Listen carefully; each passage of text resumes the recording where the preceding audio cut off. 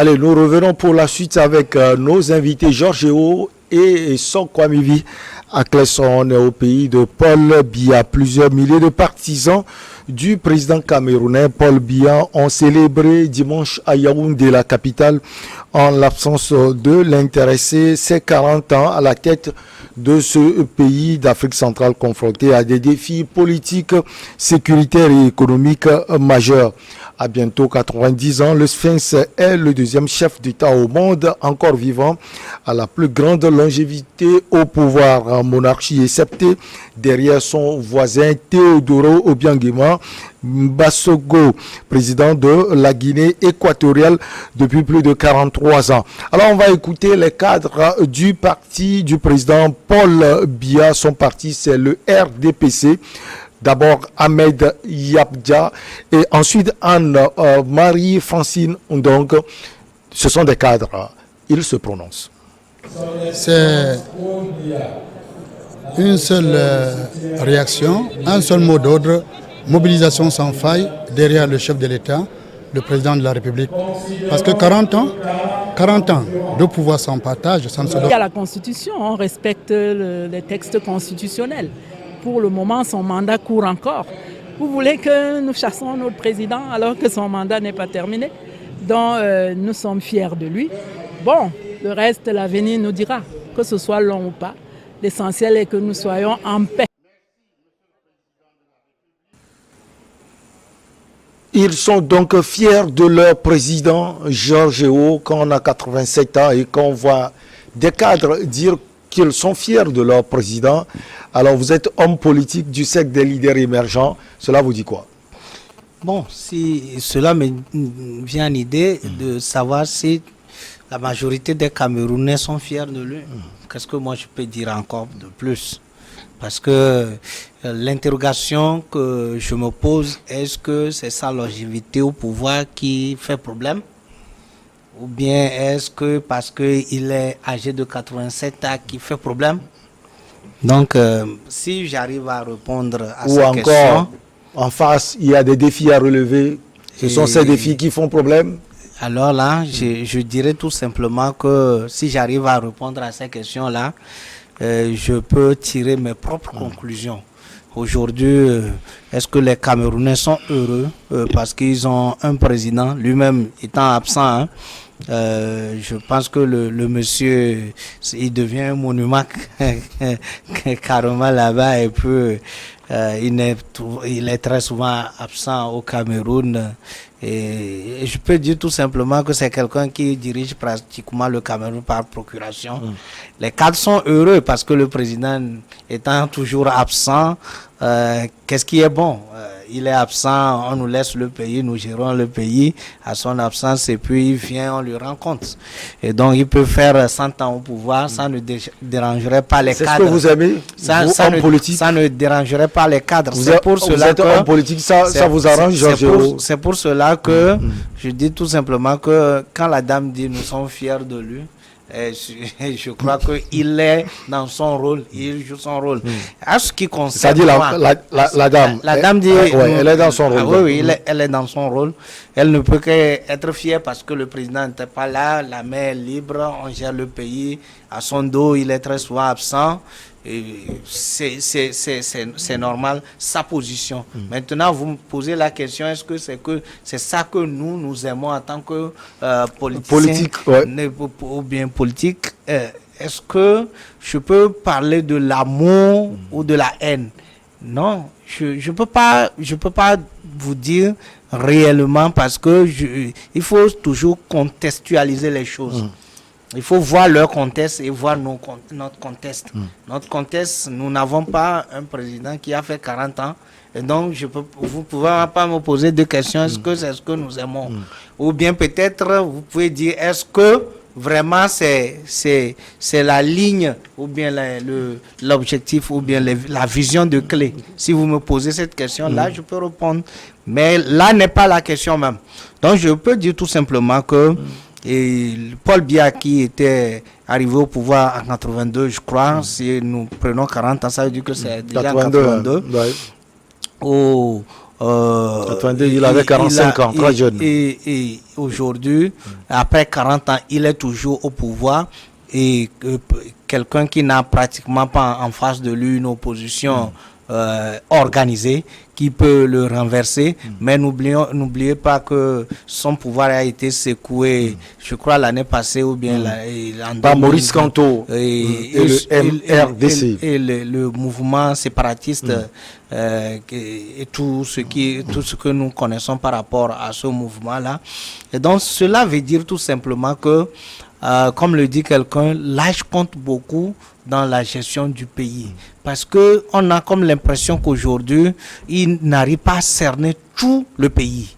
Et ça laisse beaucoup de champs à certaines personnes véreuses dans son clan, dans son entourage immédiat.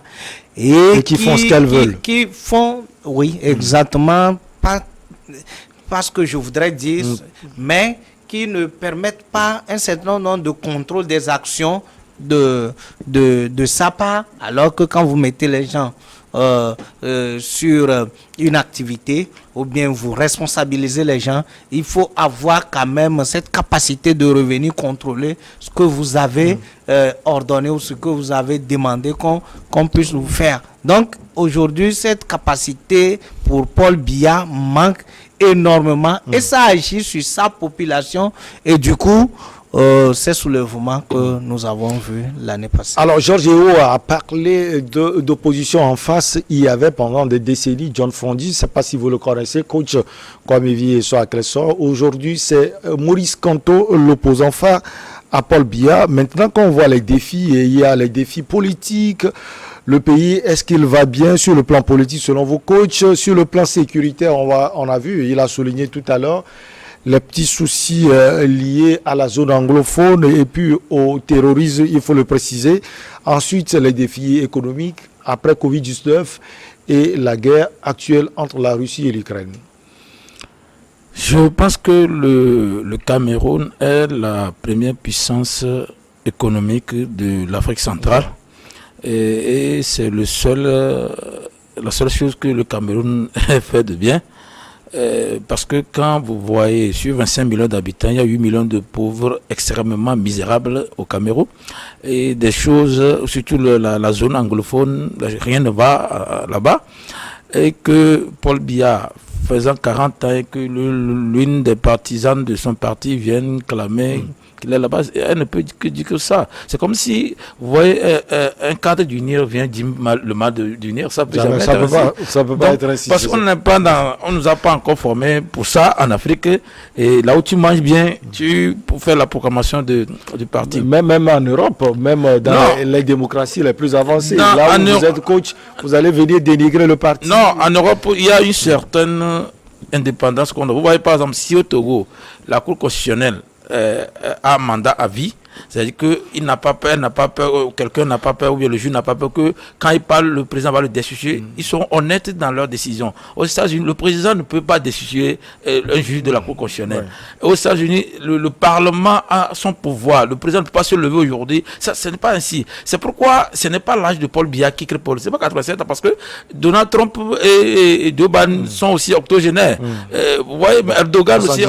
Donc, ce n'est pas l'âge qui crée problème. Ce sont des petits frères de Paul Biya. Le souci qu'il y a, c'est que eux, ils ont des institutions fortes que même un petit peut diriger le pays. Et parce qu'il y a déjà les choses en place. Ici, je suis un peu déçu que jusqu'à présent, je n'ai pas vu Bandakani venir dénoncer ce genre de choses, alors que c'est lui qui fait surtout. Il a le Togo dans sa ligne de mise. Chaque jour, c'est le Togo, il dit qu'un président à vie, alors qu'il y a vraiment le président à vie chez lui. Le président à vie est devant lui. Mais Bandakani n'est pas prêt. Vous voyez comment il futige le président fort. Vous allez penser que le Togo est le pays le mal dirigé dans tout l'Afrique, alors que le Cameroun est là-bas. Et le Cameroun et le Nigeria sont les deux pays qui sont en place au niveau des premières places de la corruption dans le monde. Si ce n'est pas Nigeria, c'est Cameroun. Si ce n'est pas Nigeria, le Gabon vient remplacer des fois RDC. Mais quand je me dis qu'il n'a rien dit, il ne dit rien par rapport à cela, c'est deux parce que on veut que nos pays évoluent. Imagine quand tu as commencé ton introduction. des chefs d'État qui ont la plus longue longévité au pouvoir, c'est en Afrique. Comment on peut se développer? C'est-à-dire que comment l'Afrique peut quand même se développer? Après tout, on va indexer les blancs. Quand nous-mêmes, nous faisons ce genre de choses, où ils dirigent avec une main de fer, là où actuellement, Paul Biya... Peut-être que ce sont les blancs qui lui disent de rester là-bas. Ça peut être aussi la coach. J'ai dit que moi, je suis coach, comme tu l'as dit, et je suis sidéré des fois quand on pense que notre mentalité ne fonctionne pas. Georges Hérault est maire. Vous pensez que la manière de diriger leur mairie, et c'est tout ce que la France dit qu'ils vont appliquer dans leur mairie. Il y a la population, il y a un territoire que tu diriges, il y a le malaise du territoire là, donc les gens vont manifester. Donc ce n'est pas comme ça. Les gens, moi je me dis, des fois les gens se posent des questions même pour dire qu'est-ce qu'on est indépendant. Moi je le dis, ils n'ont qu'à voir un vieillard de 80 ans ou 87 ans comme Paul Biya. On va leur parler. Avant même pour sortir de sa maison, le blanc doit dire ce que tu dois faire. Avant pour manger, le blanc doit décider. Pour t'habiller, le blanc doit... Mais aujourd'hui, je pense que je veux les gens... La raison c'est qu'il y a des PD, les lesbiennes qu'on voit beaucoup en Afrique, mais que les gens disent qu'on n'est pas... Mais ce qu'on est en train de dire, on veut que le blanc nous laisse la latitude de décider de plus grandes décisions, c'est tout. Mais nos dirigeants, ce qu'ils font, ce n'est rien par rapport à l'amour du blanc. C'est que c'est de la cupidité et c'est de la méchanceté, de la méchanceté et de l'avidité au pouvoir. C'est ça le souci. Il n'y a pas, même dans son parti, il n'y a pas quelqu'un qui peut diriger le Cameroun à part Paul Biya. Moi, je pense que d'après nos réformes, le Togo est arrivé à limiter le mandat du président. À moins qu'il y a disposition contraire, si le président finit les 2 mandats au Togo, il n'aura plus à se présenter. Mais je dis que ce genre de choses, ce n'est pas, il faut qu'on soit d'accord, ce n'est pas aussi la longévité au pouvoir qui fait que l'Afrique ne évolue pas aussi. C'est parce qu'il faudrait être honnête. Si aujourd'hui, les Camerounais vivent au-dessus du seuil de pauvreté, c'est bon. Et je dis que le roi marocain, bon, puisqu'on a exclu les monarchies, le Maroc, c'est un roi, c'est une dynastie qui est là-bas, mais il mange quand même à la fin. Et c'est le Maroc qui finance maintenant la plupart des pays en Afrique aussi. Donc, ce qu'on dit, à défaut de ne pas rester longtemps, dirigez bien. Et que l'argent circule partout dans le pays, ça va marcher. Et c'est comme ça on veut. Nous, je pense qu'un jour on va faire un autre débat, on va dire que la démocratie, c'est que l'Afrique doit avoir sa démocratie. J'ai pour l'habitude de dire souvent qu'il faut la démocratie éthique en Afrique, la démocratie adaptée à l'Afrique. Ce n'est pas la démocratie qui est universelle, c'est le droit qui est universel. Donc le droit, ce sont les règles dans votre communauté qui s'imposent à vous. Mais la démocratie, c'est la direction de votre localité ou de votre commune ou de votre pays par rapport aux lois que vous-même vous êtes fixées. Donc c'est cela. Il faudrait que nos lois régissent ce qu'on fait et puis ça va aller. Sinon, si on doit commencer par à occuper les places des dirigeants à longévité et spectaculaire comme Paul Biya et le président de Guinée, je pense que on n'est pas sorti de l'ornière. Mais après une réélection, il faut préciser, très contestée pour un 7e mandat, c'était en 2018 face à Maurice Kamto, et alors que ses apparitions publiques se font extrêmement rares, tant il est à Paris affaibli physiquement. Ces dernières années, il a lancé ces derniers temps ses forces de l'ordre dans une répression encore plus implacable de toute opposition.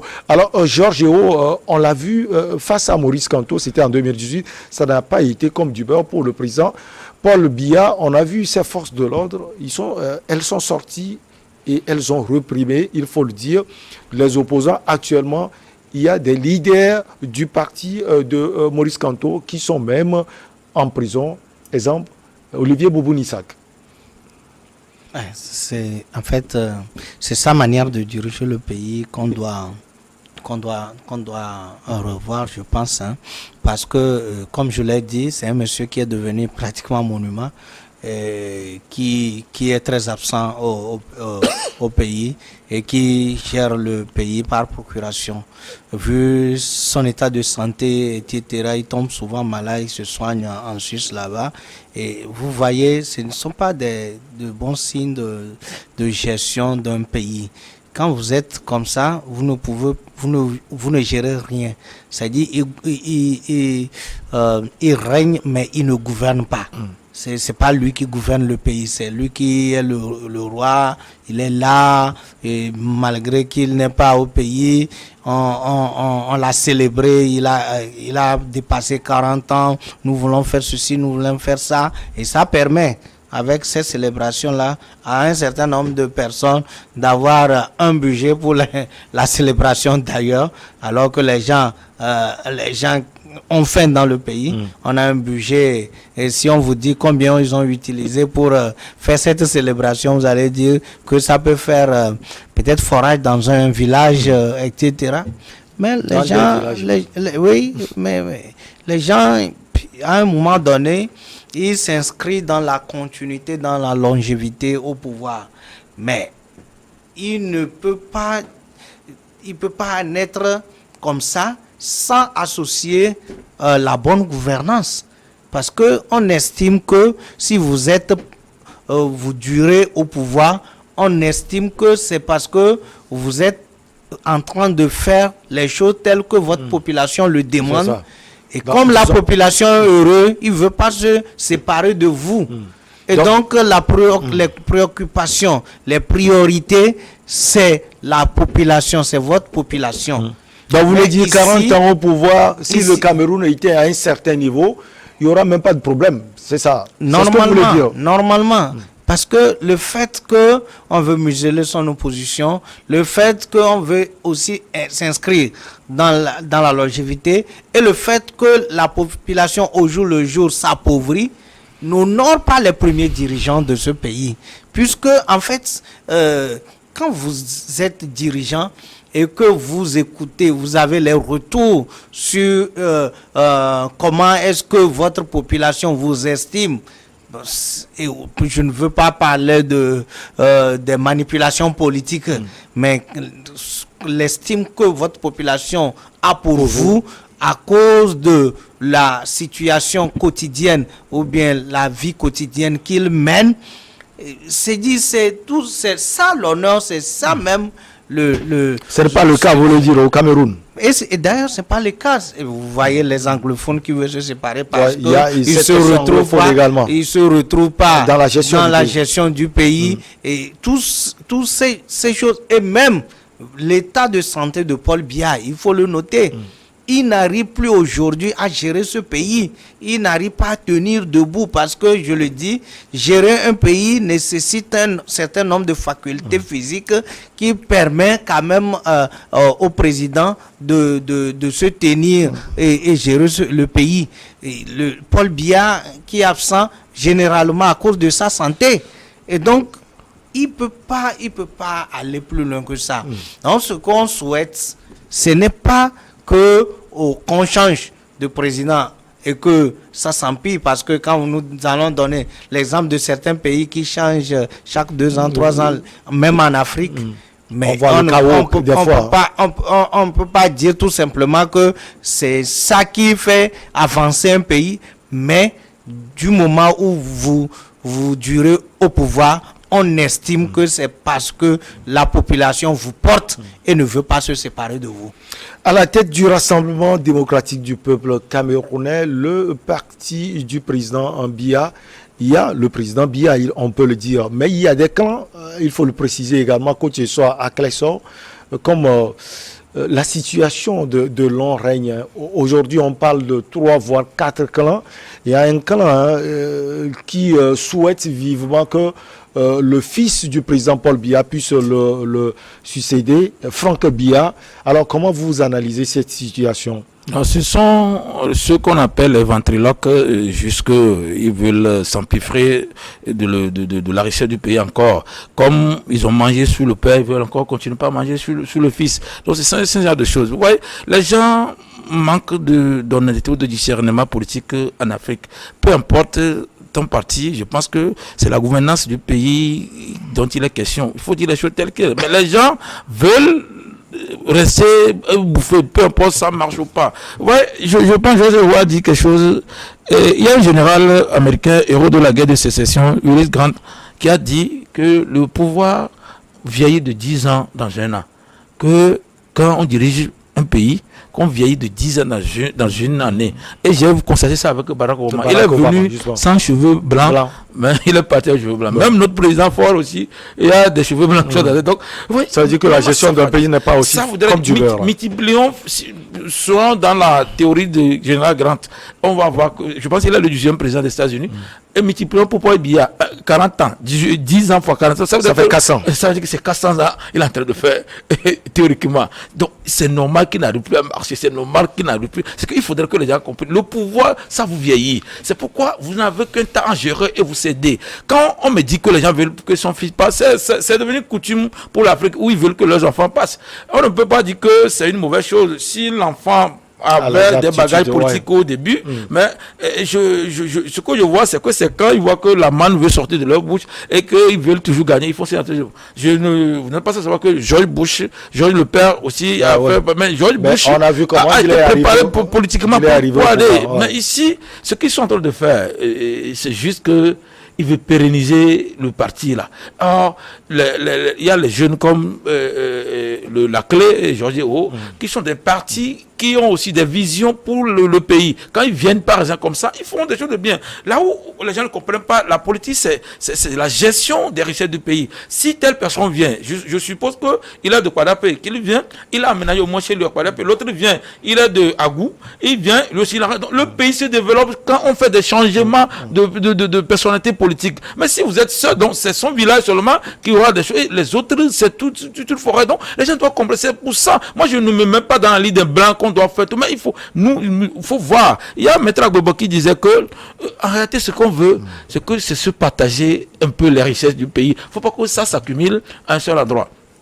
Moi je me dis que si dans un pays normal les choses marchent, ceux qui font cette déclaration, on devait les punir, parce que ce sont des gens qui bleuissent, qui essaient de tromper le président pour avoir encore sa place. Ils sont en train de préparer le fils à le mettre dans son gouvernement futur. Donc, ces genre de choses sont approchées. Je ne dis pas que les gens me comprennent, je ne dis pas qu'un fils qui mérite d'être politicien, qu'on lui barre la route. Et si Georges Ho était fils d'un président, moi je le connais maintenant dans Clé, qu'il devienne un jour président du Togo, ça m'étonne parce qu'il a fait ses preuves en politique. Mais que du jour au lendemain, qu'on nous brandisse quelqu'un, que c'est parce qu'il est fils du président, le pouvoir n'est pas une succession, ce n'est pas un héritage des enfants du président pour que ça se fasse. Même, malheureusement, on peut le reprocher à nos gouvernants, mais ça se fait aussi dans le parti politique et dans l'opposition. Il faut changer leur fils, PDP, c'est Kawala qui se va remplacer par son fils aussi. Ouais, ce sont des choses que je dis. Et je suis sûr que si c'est comme ça, les héros ne vont pas émerger. Parce qu'il y a des gens qui vont le bloquer parce que c'est leur enfant qui doit passer. Donc, il faudrait qu'on fasse la promotion. Un futur héros à la tête de Clé. Oui, c'est ce que je dis. Non, si son fils se prépare politiquement, qu'on le voit dans les manifestations politiques, on sait que l'enfant a un avenir politique. Mais il ne faut pas que dans 10 ans, qu'on nous l'impose. C'est ce qu'on refuse. Vous voyez comment Kabara est venu. Il n'a pas fait un parcours politique que tout le monde connaissait. C'est quand son papa veut démissionner, malgré qu'il y a secrétariat et tout ça là, il prend son fils, il le fait. C'est ça normal.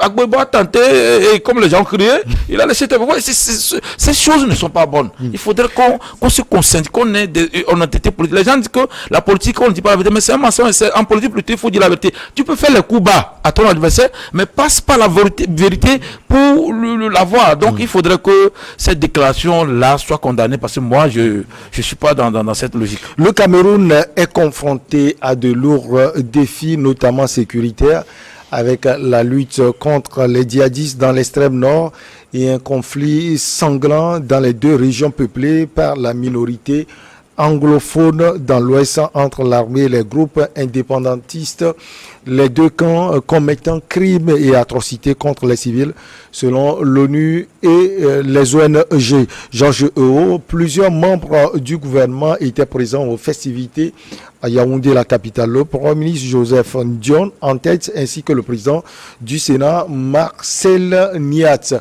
Alors, mais on n'a pas vu Paul Biya, on a vu ces photos. Il y a des partisans qui ont tenu cela également, Georges Eo, mais le vieux, lui, n'est pas là. Est-ce qu'il est à Yaoundé ou bien il serait encore en Suisse?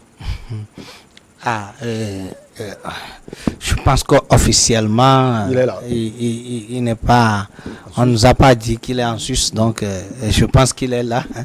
Et pourquoi il n'est pas présent lors de la célébration des 40 ans de son pouvoir, point d'interrogation. Mais vous avez noté quelque chose, ou bien vous avez précisé quelque chose concernant le terrorisme qui secoue ce pays. Et je pense que lorsque il n'y a pas la cohésion sociale, lorsque il y a la misère qui frappe une grande partie de sa population, lorsque vous partagez de frontières avec des pays comme le Nigeria, et où Boko Haram sévit vers le côté sud-est, et vous devez faire très attention, parce que ça ne sert à rien en ce moment-là de mettre les gens en prison et de mettre ou bien un certain nombre de personnes à dos. Il faut forcément aller creuser les choses pour trouver solution à la cohésion sociale, c'est-à-dire trouver une cohésion sociale, trouver des solutions pour que la population soit derrière vous, pour que vous puissiez lutter efficacement contre le terrorisme. Parce que, comme on le dit, le terrorisme, ce n'est pas la rébellion. Ce n'est pas la rébellion où les gens veulent le pouvoir forcément de Paul Biya, non. Plutôt, c'est des gens qui sont là pour faire leur loi. Et les gens qui ne veulent pas s'inscrire dans les lois de la République, mais plutôt mettre des désordres, semer les paniques, le désarroi, faire déplacer des populations, faire des exilés. Et donc, on doit être extrêmement prudent par rapport à un certain nombre de choses. Et je pense que Paul Biya ne fait pas du bien à lui-même, ni à sa famille politique, en voulant rester pendant longtemps au pouvoir, alors qu'il sait pertinemment que sa santé ne lui permet pas de faire un certain nombre de gymnastiques au pouvoir. Le pouvoir, comme il a dit, coach Akleso, use beaucoup, et nous devons savoir que d'ailleurs dans certains pays, il va falloir, avant de même qu'on reçoit sa candidature, on doit lui faire un certain nombre de diagnostics pour savoir s'il a les facultés nécessaires pour pouvoir résister au pouvoir. Vous voyez, quand Macron était là cette année au Cameroun, on lui a posé la question en conférence de presse pour savoir, c'est ce que la dame vient de dire, pour savoir si il pense comment l'appelle, briguer encore un mandat de plus. Il dit non, comme vous le savez, il n'a pas achevé. S'il a achevé, ça dit que le monsieur s'entête dans la longévité, alors que sa santé ne permet pas à ce qu'il puisse rester longuement au pouvoir et travailler surtout dur, parce qu'être président, c'est de travail dur, c'est le premier serviteur. C'est dit que vous devez organiser des réunions nocturnes, vous devez vous déplacer de pays en pays, vous devez recevoir les partenaires des diplomates, vous devez avoir les retours sur un certain nombre de choses que vous devez analyser avec vos conseillers. Vous avez beaucoup de tâches à exécuter et vous devez franchement avoir cette attitude-là physique de pouvoir le faire. Allez, on va quitter donc Yaoundé. On revient dans le studio de New World TV. On nous attend donc pour le journal. Après, on est ensemble.